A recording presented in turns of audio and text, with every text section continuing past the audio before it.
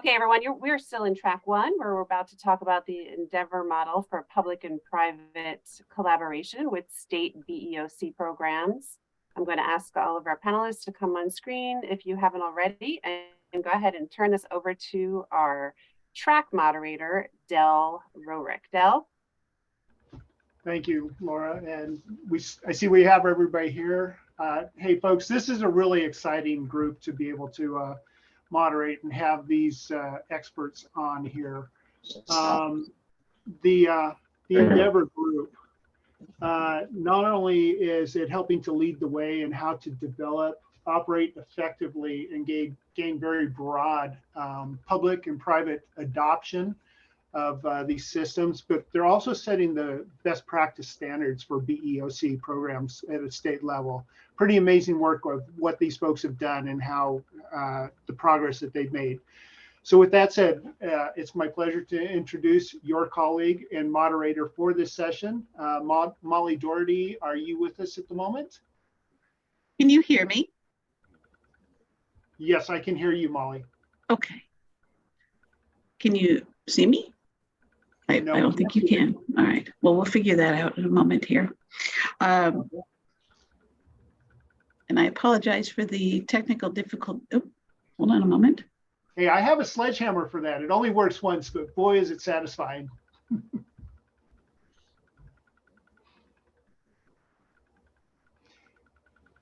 Hey, so Molly, you're on mute right now. So while we're waiting for Molly to come in here, I do have one other little interesting one other personal observation. This goes back to a prior note. Oh, there she is. I'll bring this up after the fact. No, go ahead, Del.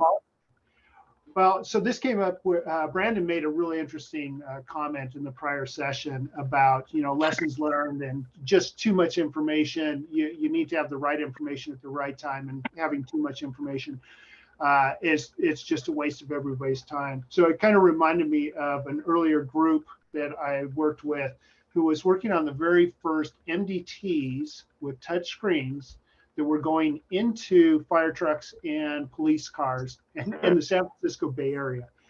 And one of the interesting takeaways from that whole project of trying to figure out how to use technology in a cab during a crisis is they said the same thing. They said too much information does not help us. And you're talking about folks like in a fire truck where they're wearing a glove and they're in a fire truck and they're just going to the scene. And their comment was, I have a glove on, I'm focused on the mission at hand, and I'm moving very, very quickly. And if it takes me more than 2 buttons to get to the information I need to make my decisions, figure out where I'm going to stage and where I'm going to set up and where my other resources are, you're just wasting my time. I'm not going to use the tools. So it's about the technology. That's okay, but it's about usable technology and the right information to the right folks at the right time. So with that said, there's the opening to the Endeavor model and the amazing work that Molly, you and the other folks that are here, part of the panel, have done with this and where you guys are headed now. So I'll turn it over to you, Molly. Oh, that's terrific. Thank you. And thanks for the kind words. This is such an exciting opportunity, and it's because there are any number of ways to kind of collaborate and have that exchange of information that Del was talking about.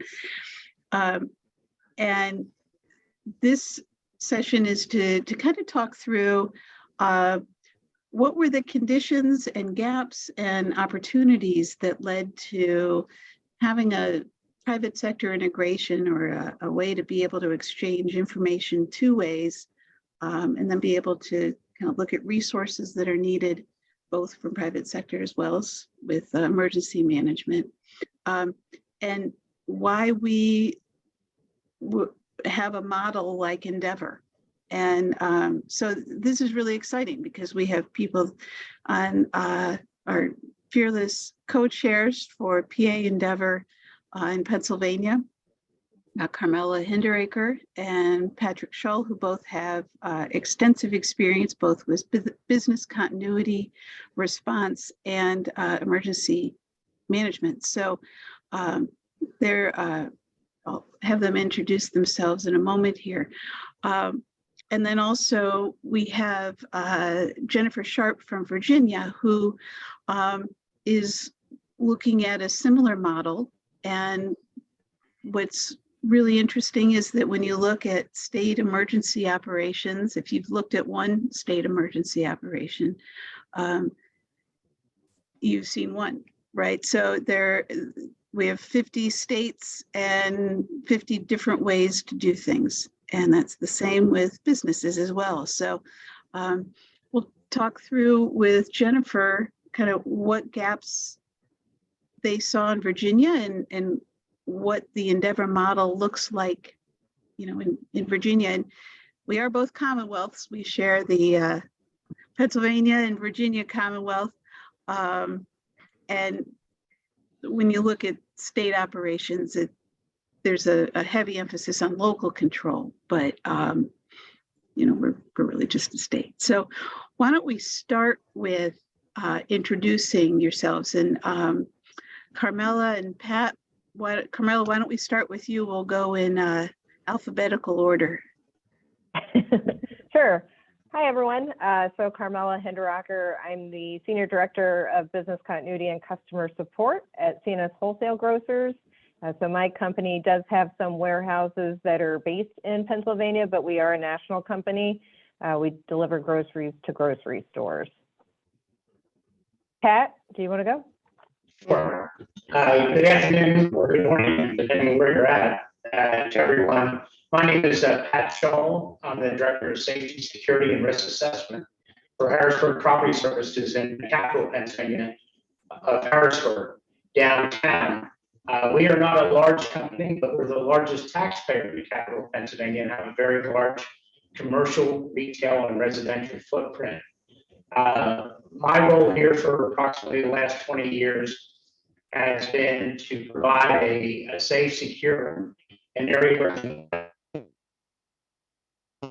live and enjoy our downtown in Harrisburg. And what's been a great opportunity is the opportunity to expand that space by developing relationships and with Endeavor.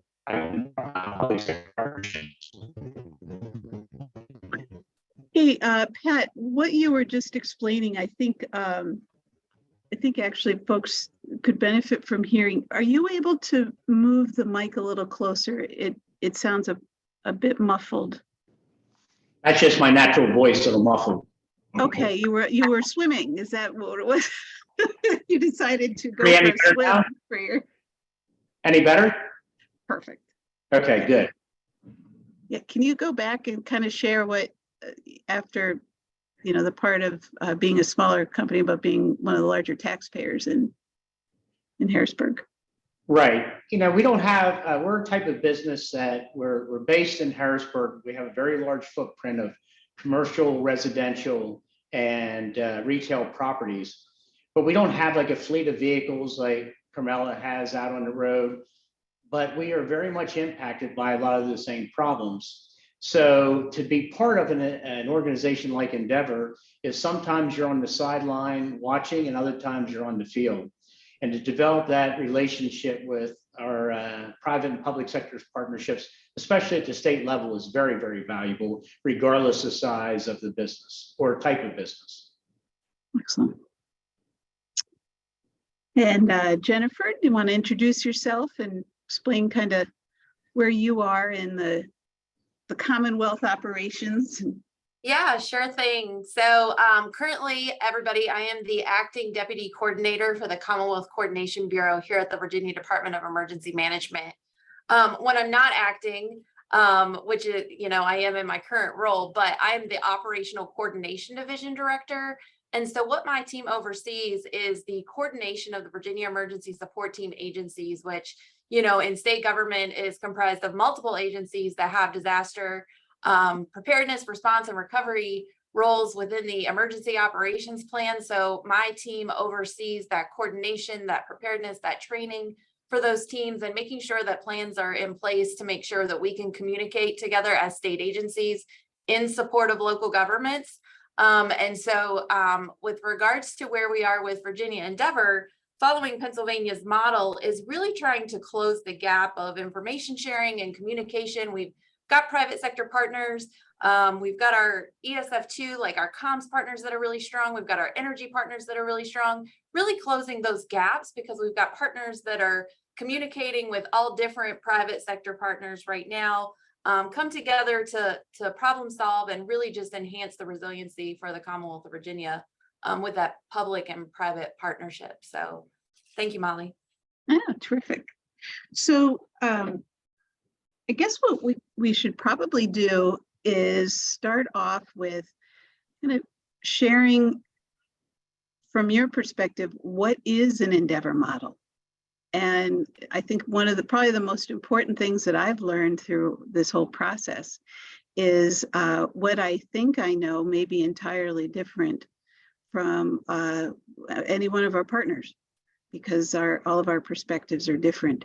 And so I'd like all three of you actually to kind of share, and we'll start with Pat and Carmela, and then Jennifer, what we can do is you can share kind of based on their input, what you saw as the Endeavor model and how you are implementing that in Virginia, if that works. So why don't we start with Carmela? How would you, because your experience with working with state emergency management extends from before Pennsylvania, Pennsylvania's Endeavor. So how would you describe an Endeavor model? Like, what is that? Yeah, no, it's a good question. So, I, in a previous life, was a emergency manager. So I did know of private sector liaisons and how they kind of reach out to private sector. So I kind of had that idea of what could occur from a public sector perspective. And then moving over to the private sector and being a national company and realizing, wow, there's just a lot going on to keep my food supply chain intact as we deliver to grocery stores all over the place. And so it doesn't matter if you're in Maryland or Delaware and I'm shipping out of Pennsylvania. For me to really have that truck go to the grocery store, I need essentially like all the states open and allowing for commerce to happen. So I think the gap from when I went to the private sector was just kind of saying, well, how do I get involved with these different states so that I can kind of push this point of view of saying, I need all the states really working together and also feeding me information about what's going on within the state. And I will admit there are many times where I've been invited to other public-private groups, but it wasn't a good fit. So there's one group that I attended, which is where I met the All Hazards Consortium, but it was more electric sector focused. And I felt like the food sector couldn't really engage as well, although there were things happening in the electric sector that definitely benefited the food sector. But again, it was more focused on the electric sector. And then I think what just kind of happened was there was an interest within Pennsylvania. And then I got connected about, hey, would you be interested in kind of joining this? Admittedly, I kind of think to myself, let's see where this goes. If it doesn't go so well, like I'll just back out. But what kind of, obviously I have warehouse distribution centers in Pennsylvania, so it's an important state from my company's perspective. But then also when it was approached to me and there were invitations going out, I was seeing that it was going to our large group of invitees that included both the public and private sector. And then it was being housed at the governor's mansion. So then it was like, oh, then this state's really taking this topic important. And so I should show up. I should at least hear what they're trying to say. So that's kind of how I got involved in this group. And then Pat, you can kind of explain your side and maybe take it even further. Well, Endeavor, it's almost like when we first came together, it was like a family reunion that hadn't gotten together in 50 years. You've heard about that cousin or that uncle or great grandma, but you've never met them. And so Pennsylvania Emergency Management invited us to the governor's mansion for that meeting that day. I started seeing people and meeting people that I've corresponded with, email, or I might have met them at a conference somewhere or something. But now we're all together for the purpose of working together. And these are the same folks that I've often reached out to and say, hey, what's going on? I'm looking for vetted information. I'm a retired military guy, so getting good intelligence has always been important, and getting from trustworthy sources. So when we first met, and I saw that it was solution-based, results-based group, which made a big difference. Because like Carmela, even though our company is not the size of hers, still no one wants to waste their time. And so what I found out that meeting is we want to get results, we want to get to work together. And the state was very serious about that. And I was very grateful that happened. And ever since then, I've seen it keep coming together. So now we know those distant relatives, so to speak, that came to the reunion, and we were working together. That's how I see the Endeavor Group. And we all know not to bring the same corn casserole. Yeah, exactly. So Jennifer, how would you describe an Endeavor model for Virginia? Yeah, so for Virginia, we're looking at Endeavor as really just that structure to put something in place that we can really coordinate planning efforts, information sharing, coordination between the state government and the private sector. You know, neither of us can help recover the Commonwealth from a disaster without each other.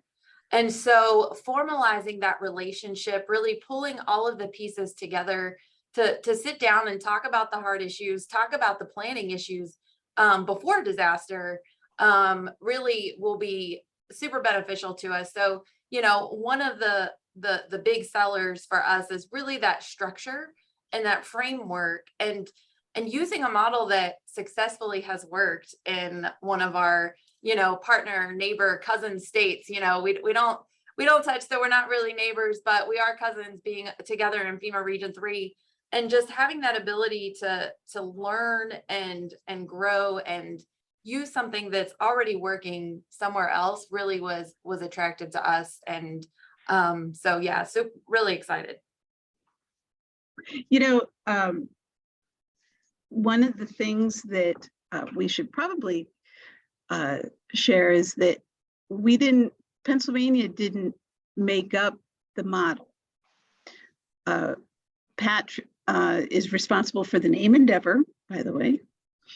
But the model is actually based on what had been done with the All Hazards Consortium and the Fleet Working Group. And there were some basic tenets that were particularly important. And Jennifer, you mentioned it, and Carmela, you mentioned it in terms of why you haven't tapped out from involvement, which is the solutions-based engagement. And that those solutions aren't, well, in 3 years, let's have this and this and this. It's in the next 90 days, what can we have done? And government, that is not the speed of government. And that's where it's helpful having folks from the private sector involved, because that's where you can keep that momentum. And if we want to be able to partner and engage with Pat and Carmela and the other private sector partners, we need to be able to commit to that kind of movement. But we also rely heavily on the businesses to be able to say, this is important enough for us to work on this for the next 90 days. And that's been perfected through the Fleet Working Group and the All Hazards Consortium. So when I started at Pennsylvania Emergency Management, there had been versions of private sector engagement before, and they would change based on the administration, based on who was working here, and it became very person focused. And when our director was here, he noticed that in the 4 years that the administration was gone, when they came back, there wasn't really a program, but all hazards was continuing. And that's when we started to look at, well, we probably would like to have a model that is not based, it's based on relationships, but it's not based on a particular person or administration. So one of the things that we did in kind of putting together what this engagement would look like is to have a kind of a solutions focused model. We did want to show that there was a commitment from the administration, although it wasn't reliant on the administration to exist. There was a commitment from the administration, which is why we had it at the governor's residence. But it's decidedly non-political. And so when we started to look at who would we involve and what would we work on first, we looked at the different components and thought, well, this is either going to be a recipe for success or a recipe for disaster. And so I'm curious, Carmela and Pat, what needs to be there for a recipe for success? What are the different ingredients that you think are needed for a program like that? I can go first, Molly. And I see there's a question also asking what was one of the solution-based engagements that we worked on the first 90 days. Mm-hmm. So one of the things was, when we were at that meeting at the governor's mansion, we saw that there was, again, public and private sector. I think we had maybe 100 people, Molly, at the meeting, and it was kind of like 50% public, 50% private across different sectors. And in there, we agreed that we would build this group, but we needed, like, one of the things was like, we needed co-chairs. We needed this to be led by the private sector. And literally, I think it was Tom, who was facilitating, was like, we're not leaving the room until we get co-chairs. So that was one. And that was where Pat was volunteered, I want to say, because he had some peers in the room. But then for the second piece, kind of was quiet for a little bit, and then I stepped up. So just for everyone in here, I actually at the time lived in New Hampshire, so not even in Pennsylvania. And then today I live in Texas. So I am still a part of this group because I do believe that we do a lot of great work. I think for the recipe for success, you really need committed leaders from these organizations, someone who can influence decisions when something is said in these meetings is one thing. And then also having the commitment to continue to kind of support this going forward. And so within the first 90 days, I know, for example, one very easy, it was like, let's put everyone's like contact information. And so now I have like a distribution list. I know someone in the pharmacy sector. I know someone who's at the state police. The other thing was, I think it was in the summer or fall, so we're getting pretty close to going to the winter season, which in Pennsylvania, winter storms is something that we always look at. And one of the topics was, when do you guys close the roads and what are you thinking about? And so it was a question from the private sector to the public sector. And I was taught what the difference is between like the Pennsylvania Authority and just the regular Department of Transportation, which that could differ again in different states. But it's two different agencies, and they told us what they were looking at and what to consider. And a lot of it's around safety. And so that's something that the private sector could totally understand. but it also came out of their Pennsylvania 511 and really understanding that website and us saying, well, it'd be very helpful if it had this, and them taking that in and saying, yes, we're working on this, or it is here, you just didn't realize it was in there. And so I will say in this meeting that Pennsylvania 511 as a transportation website is one of the best in the country. When I'm looking at stuff, it is in real time. I can tell if something got put on, then taken off. Like it's helpful when you've got a long kind of event to see what's new, what's not new, what's always been there. There's also like color coding to say it's restrictions based on something very specific. And it's just always up to date, and it feeds from, again, these different agencies that control cameras within the state. So it really is a centralized coordination, but that's an example within the first 90 days. Pat? You know, Molly, for me is when I reached out to you and I said that when it comes to support and information, we have to reach out to law enforcement. And I said, it's so critical that they are in the room and they're part of the team. And you said, okay, I'll do that. And you did. And to me, that's a result, because, and that's one thing that I'll certainly recommend to Jennifer with Virginia, is you got to get the state police, law enforcement, whatever your agencies are, as part of it. Because Molly, you brought in I believe he was a major lieutenant colonel who was in charge of the patrol division for state police. So Carmela's truck drivers are dealing with the folks that work for this guy. And all of a sudden it was like, yeah, that's why we enforce it. Listen, we just don't make it up. This is why we do it. And okay, I understand how we can work with you. So, you know, law enforcement, as what it is, law enforcement, if you have them on the team, everyone has a better understanding what can and cannot happen and why it happens and how can we work through that. And the other thing was, law enforcement is flexible. They were able to say, if you do have a delivery, a critical delivery coming through, we can help facilitate that. We're just not going to put up a wall and say, no, no way.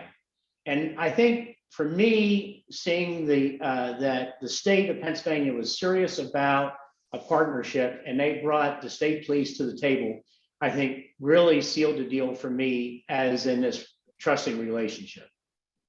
Interesting. Jennifer, what would you... And a jump off, actually, Molly, in that meeting too, I think there was a discussion about, oh, well, someone had given us like a signed letter. So if we had this letter and you showed it to the policeman, this should exempt us. Someone literally looked at it and was like, absolutely not, don't be sharing this. And so it's like, oh, okay, well, that was helpful. And then there was a discussion about, is there something else you could give to the private sector that then could be shared as exemptions or waivers? But again, it was kind of this immediate, hey, this is what I saw, and someone saying, no, that doesn't work, but we'll try and give you something else. That's a great point. It's true. Jennifer, what would you share with, from an emergency management perspective, what would you need from private sector partners for your recipe for success? Like what could you help them to understand what they can do to be involved with your program? Yeah, for sure. So, you know, I take it back to, you know, everything revolves around planning, right? So, you know, in emergency management, two of our number one core functions are relationship building and dot connecting. And so, you know, when I look to the private sector for, you know, really one thing that I'm looking to them to help us with is our critical infrastructure is, you know, 75% private structure based. So having that real-time communication with our critical infrastructure when we're talking resiliency and protection and, you know, preparedness, that is like what I would look to them to be able to work together with them, connect them with the right people, you know, depending on where in the state it is, you know, do we need to connect a dot from the western side of the state for whatever the issue is? Is it is it a hurricane that, being a coastal state, that we're working on credentialing, and, so there's roadway infrastructure that we need to work through that credentialing process with our critical infrastructure private sector partners. Those would be, what I would be looking to initially have discussions about. Molly, Yes. something I'd like for folks to consider is this, is if you think about when it comes to emergency management, you talk about evacuations or sheltering in place, dealing with traffic issues. Everyone that's involved with that, majority of them work for a private sector entity, a large corporation, a small business, or they're entrepreneurs, something along those lines. So people are who gets rescued. Traffic is what creates the challenge.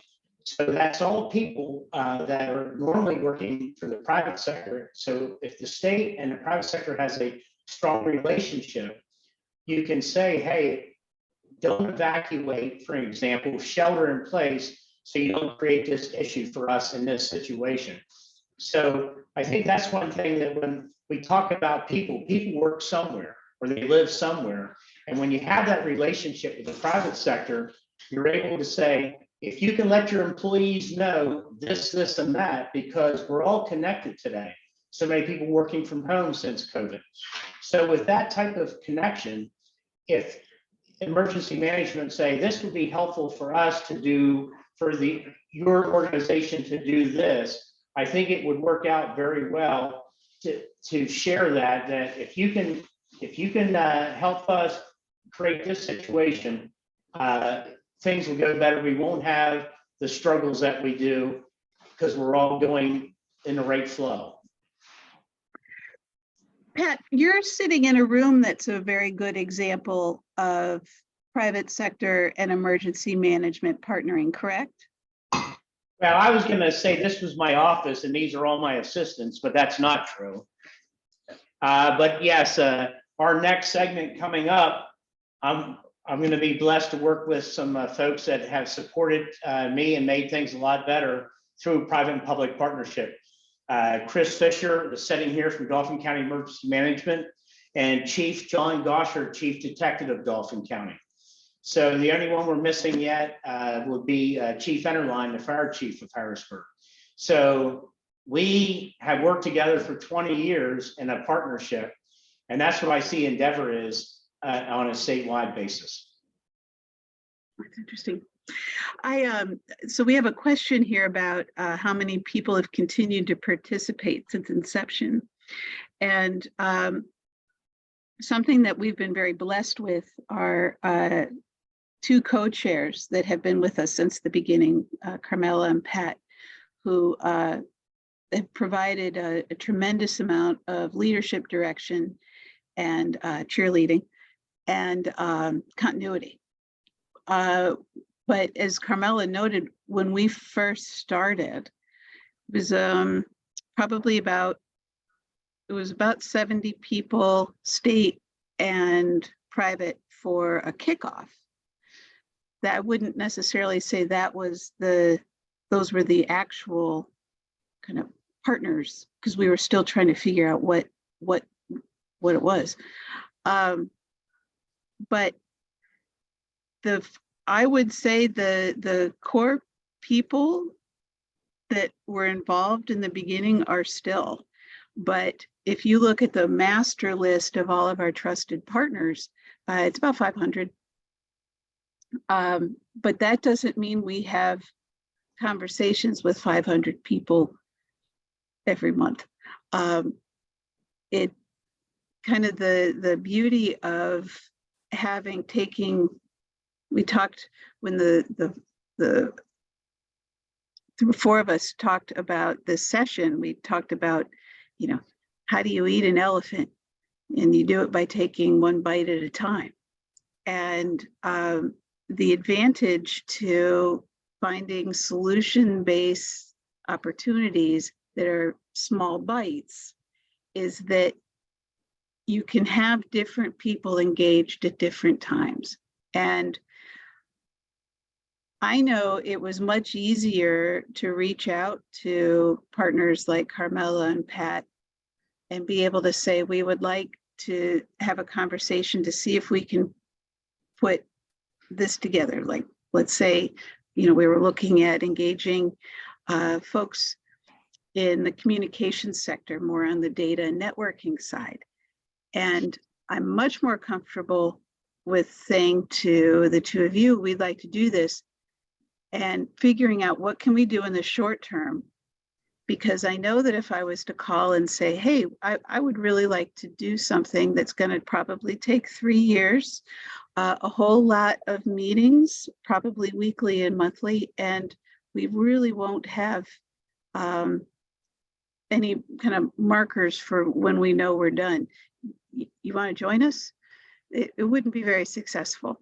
So we're able to kind of start small and say, let's have folks from these sectors participate. And then that grows to, well, we probably should have these folks involved with this part of the conversation.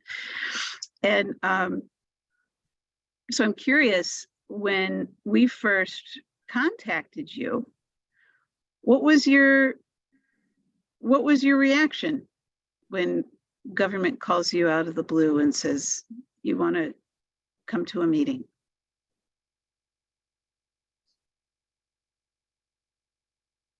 Yeah, I mean, again, I have to kind of, given that being a national company, I have to kind of think about, is this really worth my time? And so again, I think from a private sector point of view, if you're inviting anybody to a government meeting, like, you really have to have a strong presence and the right people there, and have it engaging enough that I want to come back again. And I know, Molly, you had said, like, when we were doing the model, we had different meetings that didn't require like all 500 people. And I think we also understood, like, let's not try and commit to meeting, every month, because monthly actually kind of feels pretty quick when you're trying to take something from one meeting, do it, and then get ready for the next meeting. I think what we ended up doing was we definitely were kind of almost shooting for some sort of annual getting back together, because besides the governor's meeting, we also had a meeting out in Hershey that had different partners there. And I think we ran through a different scenario, and we had different sectors there as well. And I think what kind of popped up in my mind was, I think you guys were coming out with another plan. Maybe it was related to the winter weather. And so we were just reviewing it again. It's like, okay, we've gone through maybe a couple seasons already, and then ensuring that we agreed, because I think the change was around, you guys were now doing more tiering on the restrictions, which required chains or no chains.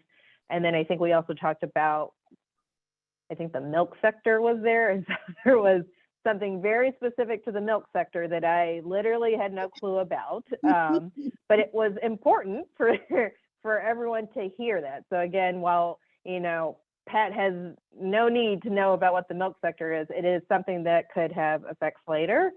But I think we use the meeting also to kind of reassess what has happened in the past year or the past 6 months since we last met, which again, winter storms is something that always comes up.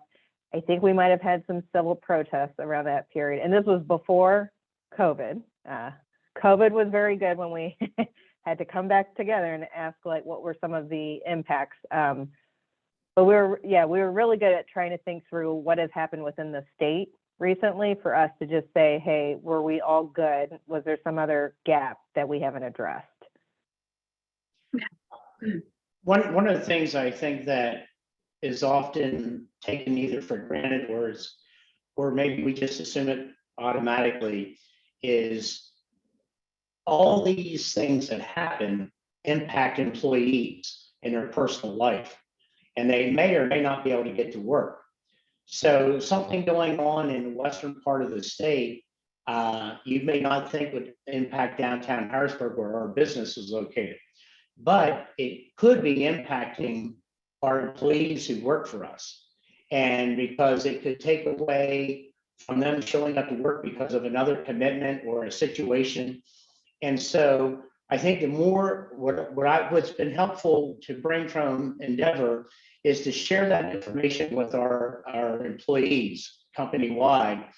So they understand like 511 PA and that sort of thing, what they can do to gain awareness and to help themselves through a situation. When you can raise employee awareness and to get them help, I think it's very beneficial to the company because you're still in production, so to speak. You can keep moving forward, and you're not landlocked because you don't have any employees.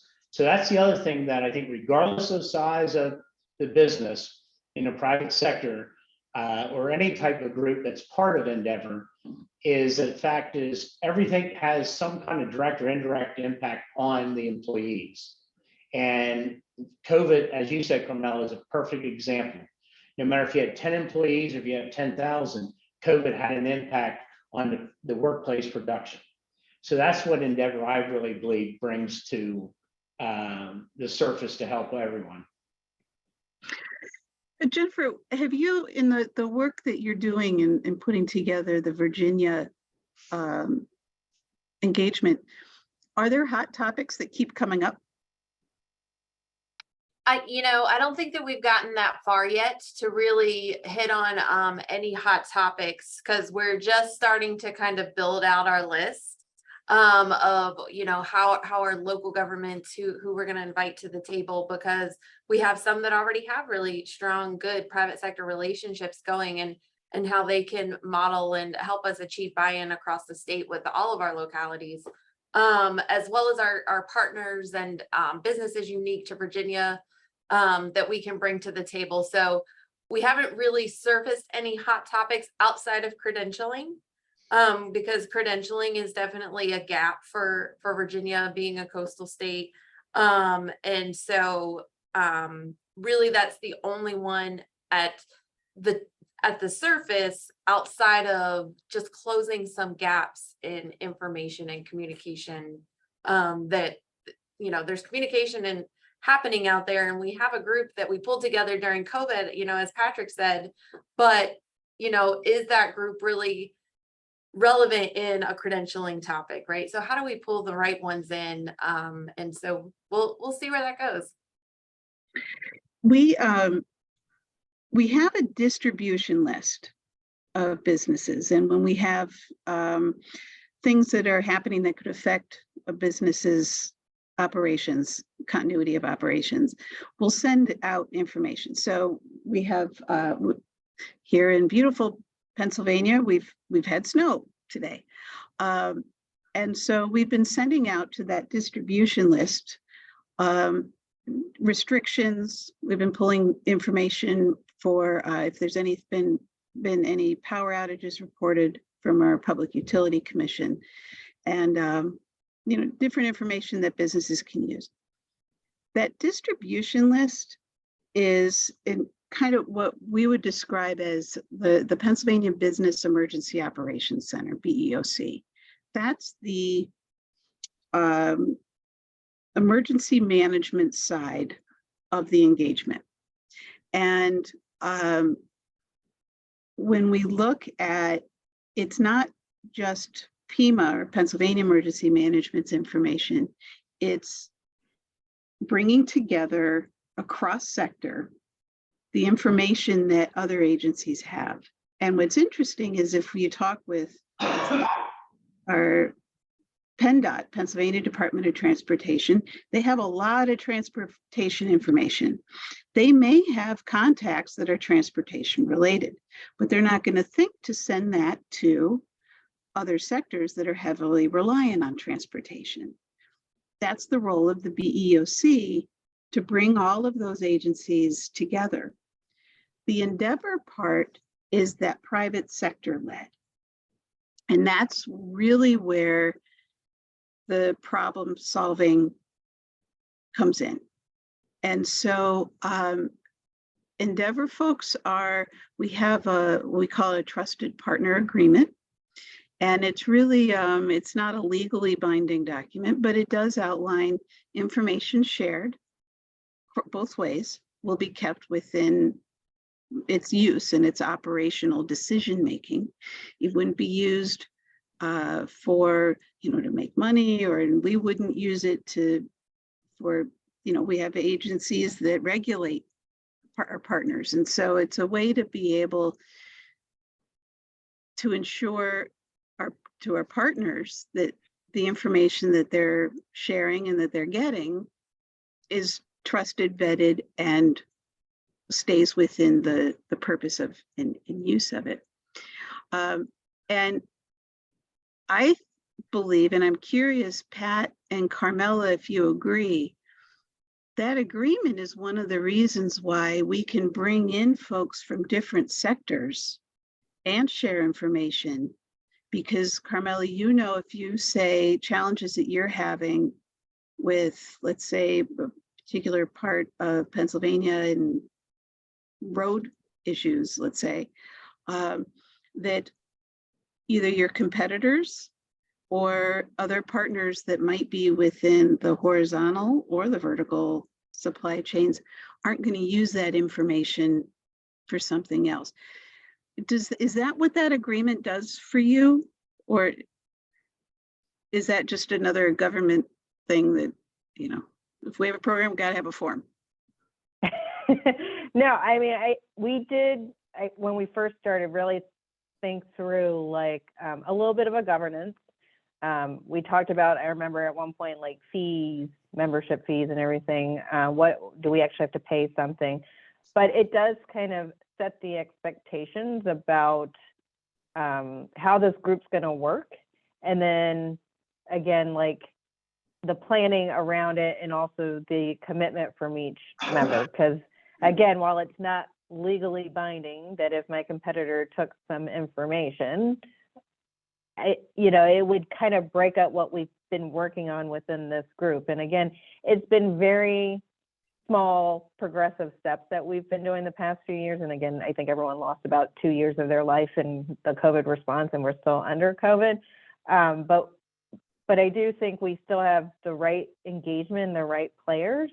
I think the last kind of big milestone that I want to say that this group did that I have not seen from any other public-private sector group is Molly had invited the Endeavor group to a state meeting last fall, where the state was kind of updating its strategic plan, and the Endeavor group is now listed in their strategic plan as part of an entity in the overall state response as to what we bring to the table, which we said that we were an informal private public sector group, but we're here to provide expertise if it's needed, and then also to share some information about what's going on in the private sector that would help for the response. Yeah, our government doctrine is our love language. Molly, the form itself, to me, it says this is for real. And like the BEOC that you referred to, it's vetted information, trusted information, and it's not social media. And I go back once again to the employee base where, folks that are in position like I have or Carmela, and we're working with our executive staffs, we can say, Route 322 or Interstate 81, they are not closed, even though everyone's getting that on Facebook or whatever social media platform they're on. We are getting real-time information through the BEOC, through Endeavor, through working with Pima, Dauphin County, whatever entity we are, it is open. So not everyone needs to go home or go into a panic, because we verified it is clear. And you'll be able to leave at the end of the duty day, so to speak. So I think knowing that this is not like a chit chat social media thing, I think the form outlines that, is it's not a gossip session. You're getting information and you need to use it within your entity and not just share it willy-nilly like some do in social media. We the question about hot topics, and I'm curious, Virginia, you probably will find this as well. the problems and challenges and opportunities that we work on with Endeavor is largely driven by kind of the makeup of our state. And we have a lot of roads in Pennsylvania, and we have really bad weather in Pennsylvania. And so hot topics that continue to surface are often transportation related, but that doesn't always mean it's what roads are we going to close. It can also be, and this is really the beauty of Endeavor, is if it's transportation related, there are other partners that are heavily reliant on that. Fuels, let's say, both propane and liquid fuels, federal partners, federal motor carriers. So we find that hot topics are often transportation related in Pennsylvania, but it's not directly the roads, but transportation is how commerce moves here. And so a lot of those issues and challenges that we find are often related to either transportation or reliance on that transportation.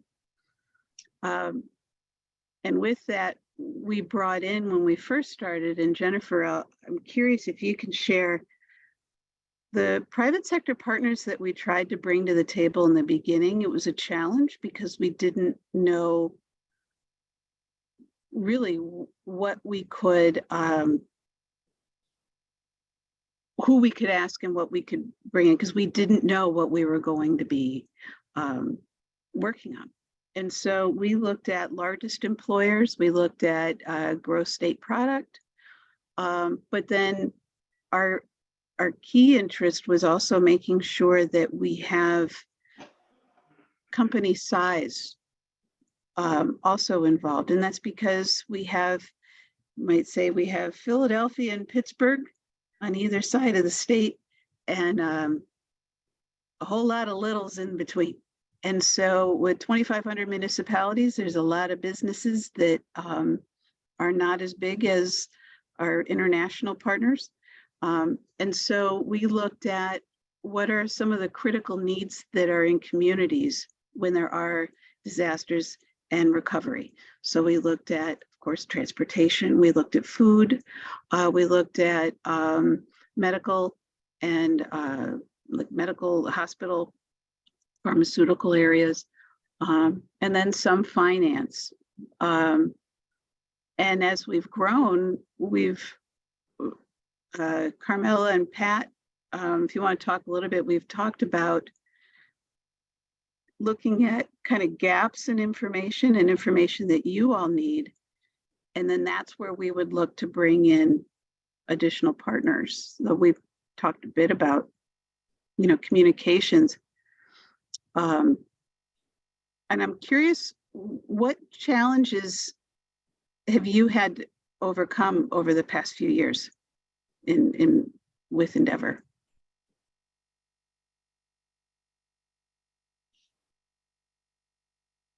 Go ahead, Camarella. I think you had said, Molly, like we were trying to in the beginning ensure that we were reflecting what the state actually has, within it, which I think when you said in the middle, there is in the middle a lot of that agriculture that that sticks out. But then you go closer to Philadelphia and 81, where that is a lot of national companies that are distributing, because you can distribute to New York City very easily from there. And so you really are just spanning a large group. And I think that's still a challenge that we need to continue to work on, because, businesses move around a lot. So keeping track of that. But what I think is important is, so for example, you have me as a wholesale distributor, and I, in theory, then touch all these customers at the grocery stores who may not all be in Endeavor, but it's also just another way where the people that are in this group can touch other areas that may not need to, sit in Endeavor, but still have that connection. And so I can also advocate on my behalf, these grocery stores need something specific that's not what CNS needs specifically. Again, other than just like ensuring that we're reflecting the makeup of the state, I think we've had really good engagement from the agency, public sector side. And, you know, that's probably kudos to you, Molly, because you're really the one that's kind of ensuring that we have that representation. Because every time I go to a meeting, I'm meeting a new partner and getting new information. I think the last meeting I came out away with, while I know who George Giangi is, when we had a conversation, he had mentioned some distribution that he was on. I was like, oh, well, I would like to be on that as well. And so now I get extra information that I didn't get before. So, you know, while again, we have 500 people, I don't think I've had one-on-one conversations with each of them. And so there's just still more that I myself can keep learning. And then in general, the group having awareness about what is new or what is coming from the public sector side. I think that one recommendation to Jennifer and any other states are looking at Endeavor model is in the private sector, we don't try to create a competition between like agency, like businesses. That's the other good thing is this isn't where, okay, if we have a similar type company, we're not going to share information because we don't want them to know about that, for them to take advantage of our situation. That does not happen in Endeavor. And I think that's what we really need to put out there. This is not to compete to get with the our public sector, but we need to we continue forward without being together to get the information we need. Jennifer, as a quick close for businesses that are on this session, if they want to learn more about Endeavor in Virginia, or they want to try to get involved, how can they do that? Yeah, so, you know, we don't have really a streamlined way to necessarily do that is just easy to remember. Reaching out to me, you know, on the website, anybody from the operational coordination division team can put my email in the chat. I would love to pull in somebody that's already interested, right, that knows about it. And, you know, or to make sure that some of the folks that we're inviting in, you know, if they've got partners that want to be involved, right? So closing some of those gaps, sort of as, you know, Carmel was speaking to, that even though some of her customers may not be a part of Endeavor kind of helps stretch that information and helps grow that, you know, information sharing piece. And so I'm definitely interested in talking to anybody that is already interested. So I'm not sure if Laura has to put that in the chat or if the All Hazards Consortium does, but yeah, anybody's open to reach out to me. Hey folks, you know, the problem with this whole topic is it's really fascinating. You all have done amazing work. There's more questions. I even had a couple of questions about how you protect your partners' information, especially the ones who own critical infrastructure. You started to touch on this, Jennifer, that own critical infrastructure that are part of the partnership, but they have really sensitive information, whether it's legal or competitive or having to do with the assets themselves. Also, the idea of folks that would be interested in well, we didn't get anything to eat, did we? Cookie cutter, what all you all have done. So no, I can eat when I get home. There's questions, so maybe we can put this in a parking lot and figure out how to either address some additional questions or even have another session about this. But amazing work.